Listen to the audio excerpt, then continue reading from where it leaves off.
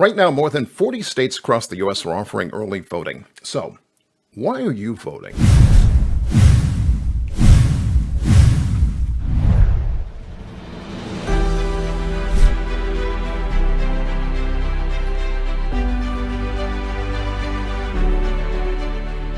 Hey, it's Elliot. Many of your friends and neighbors now rushing in unprecedented numbers to voter drop boxes and early voting centers to make sure their voice is heard in this election. However, attempts to suppress your vote and keep you from showing up continue, so be aware, plan your vote, and take action. A sentiment echoed by journalist Deborah Kobylt.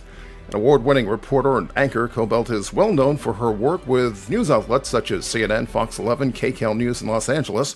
Her latest platform is called Deborah Kobylt Live, a popular video-audio podcast streamed each week on Facebook Live. But you can't. But both are not compatible, and both make him look ridiculous. Do you not agree? It's not really a man who wants to go in this to try and do better. It's a man either doing business with the Russians, supposedly, or it's a man who really didn't want to win, but he just wanted to launch Trump TV. Either way, I don't really see a man standing front and center wanting to make things better for the people of the United States, except to build a big tall wall in Mexico. That's what makes me question whether the whole... Deborah Kobylt joins us now from her Western tier in somewhere in the Western tier. Good afternoon, Deborah. How are you? Oh, I'm doing great. And thank you so much for having me on. I appreciate it. Oh, my pleasure. My pleasure. It's just a joy to see that. That's you and your husband, famed co-host John Kobylt from the John and Ken Show on KFI AM. More stimulating talk. That's not easy. He's a tough cookie. He's a tough guy, but when he's on my show, it's my show. So, but it's interesting because that clip was from when he was just elected. That was a while back. So. Wow, how far we've come in this many years, right? Yeah. What we thought of him then and what we think of him now.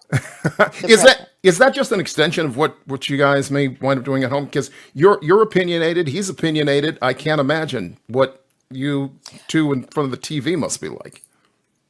John is quieter at home. I continue to do this. And very often he says, Deborah, please, I need to turn it off. Because, he's on live every day, 4 hours. He's got a very popular radio show.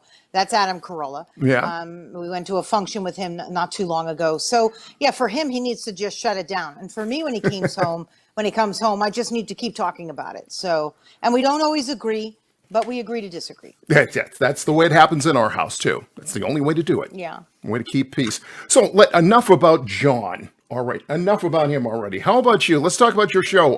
Deborah Kobylt Live, been on for a couple of years now with plenty of guests. And I just saw recently Montagna, the actor. Joe Montagna. I actually do two podcasts. I do mine, Deborah Kobylt Live, and then I do one for Little Italy of Los Angeles, because we just launched a Little Italy district in LA. So I actually do two of them. So we have well-known Italian Americans who come on that podcast, and Joe was a delight, and he talked about his background and about all the many, many films and TV shows that he's done. But on my podcast, right, I will talk to men, women, young or old. But the one thing in common is they have to be doing something for the better good. Like I just had on Lily Bosse. She's the councilwoman for Beverly Hills. She's a two-time mayor, very popular council person. But she really is terrific at getting together community, getting everybody involved in politics. She's amazing. Like she has something called Walk with the Mayor. And at first, it would be 20 people showing up. And then once a week, she had 400 people walking into the town saying, but Mayor, what about? And I think, what a great way to be a politician. It's about us after all. And somewhere along the way, that's gotten forgotten about completely. Sure. And for all this work, for all your skill, and for all your experience, you've been awarded quite a few statues recently, I understand. Tell me about that. I was really proud of that because, I have 3 children. So I took some time off from commercial television, right? And you know how that goes. Sure. So I missed it. I missed being involved in the community. I missed telling people stories.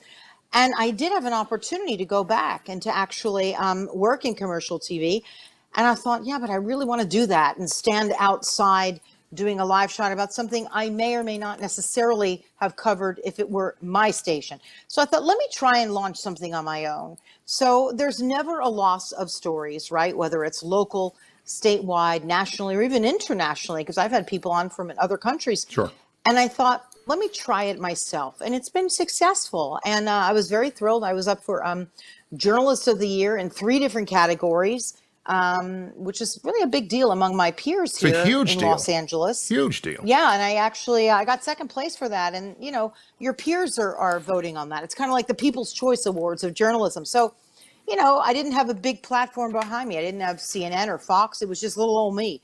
So, and there's a couple actually that I think I may be nominated for, but I didn't get into this for the awards. I got into it to tell stories just like you, Elliot. Sure, as we all do. And complete disclosure, you and I worked together some years ago at CNN, but we've always stayed in touch, and so we're kind of heading in the same direction here. I'm so glad to see us both in the same. Great. I'm so glad to see us both in the same spot, in the same arena, as it were. Yeah. Talk to me a little bit about what we came here to talk about this afternoon. Your thought in terms of voting, and we've talked about this before, so it's no surprise to me, but I think to at least the viewer to know that you count yourself among some of the people who are just not really crazy about either of the candidates right now. However, that said, you're still planning to vote. Tell me about that. Well, the main reason why I plan to vote is because there were many, many women who came before me 100 years ago marching through the streets who didn't have that right to vote. And I never forget about that. I'm a history person. I love to study history and to talk about and learn more about the people who came before me. Sure. And they worked very hard for the opportunity for me to get out there and vote. And that's why I will make sure that I vote. I vote on my local propositions. I will vote on senators and Congress people. And of course, this is a very important presidential election. I mean, we've all been watching and bearing witness to what's been happening these past 4 years. There are many people who are Trump supporters, and there are many who are not. Mm-hmm. It's also an historical election. We have a vice president, female vice president, and that's very interesting, depending upon what could happen in 4 or 8 years, right? Mm-hmm. So there's a lot to vote for. There's a lot. There's healthcare. It's very important to me. But you struggle with this now. I mean, and as a lot of people do, because on these voting cycles, when the picture isn't as clear as we would like it to be for a variety of reasons, it makes it difficult to say, okay, I'm going to go out and I'm going to pull that lever, but I need to pull that lever. Correct? Yeah, sometimes I think about this very hard, and I think if I'm not thrilled with both candidates, do I leave it empty? Do I write in someone else? I won't lie to you. I'm going to go out on a limb. Mayor Pete was my person, and well, he's not up there, so I have a choice of who to vote for, right? Sure. Should I write him in? Should I vote for someone else? That's for me to decide, right? Mm-hmm, but we do have choices. And I would say to people, if you're not thrilled about the choices that are out there, I don't like to say, just pick one that you can deal with more. I say do a little homework. Learn a little more about what they stand for and their platforms. Read a little bit. There's lots of places you can go and get, bite-sized information about what they're saying they're going to do.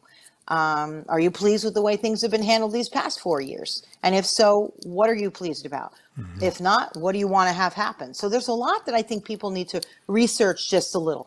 Try to get off a lot of the news that's on TV. I can't believe I'm saying that because we're both TV journalists. Right. But it's gotten a little bit it's crazy. A little tough to watch, it's right? Got nuts. But I cross-reference everything, right? If I watch one, I'll go and watch the other. Sure. I watch local, I watch network. So, but I'm trained to do that. Mm-hmm. What do you we hear a lot about people going out to plan their vote this year. There's a lot going on. This isn't a typical year, and people aren't going to be able to do this in a typical fashion. If you haven't voted already, and you may have, how do you plan to vote? How did you make your plan, or did you make it already?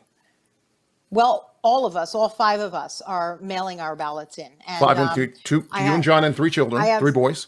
3 children, and the youngest is finally old enough to vote. This will be his first time, and the others too as well, now that I think about it. Mm-hmm. And I had to mail them their ballots. I made sure it was very secure so nobody would open it up. And my youngest one is coming home in about a week or 2, so I wanted to wait so we could have a discussion and talk about it together. Which I feel like it's my obligation to do that. Now, he and I actually differ politically. So, He has the opportunity to vote for whomever he thinks is the best candidate, right? Sure. But we wanted to make it a family thing. I'm not one to really stand in a 4-hour line to vote. It's not my thing. So I will mail it in, and I feel very secure doing that. There's all kinds of secure ballot boxes. So Sure, absolutely. Well, Deborah Zara Kobylt, thank you so much for joining us this afternoon and joining me and sharing your thoughts. It's it's not easy for any of us in this day and age. We hope that it'll all work out in the end, but it's a lot that you've taken your time to share your thoughts and your comments this afternoon. So, best of luck going forward. Best of luck with the show. All the best to you, John, and the 3 boys. And thank you so very much. thanks, Elliot. And please, everyone, go vote. It is important. There you go. Absolutely. Go vote. Thank you.